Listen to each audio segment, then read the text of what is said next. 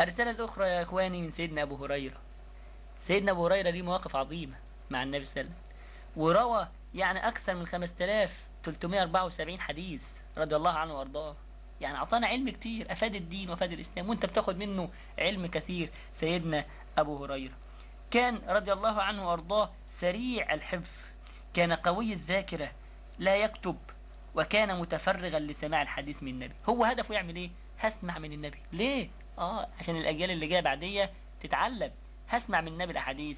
يا سلام يا إخواني، نحن نحتاج الآن دلوقتي إلى شباب تتعلم الحديث وتتعلم العلوم الشرعية. أنت تتخيل لو عندك 3 4 أولاد، خلي منهم يا أخي ابن. هو هذا الابن هيتعلم تعليم أزهري أو التعليم الشرعي بهدف نصرة الإسلام. هخليه وقف كده لله. شفت الوقف لله؟ هخلي ابني وقف لله. ما أنت بتخلي ابنك المهندس والطبيب وكل هذه الأشياء مطلوبة، بس فين تعلمه للقرآن؟ فين تعلمه للسيرة؟ فين تعلمه للسنة؟ مهم جدا يا إخواني إزاي تربي وتنوي إن أنت تخلي أولادك في نصرة النبي صلى الله عليه وسلم.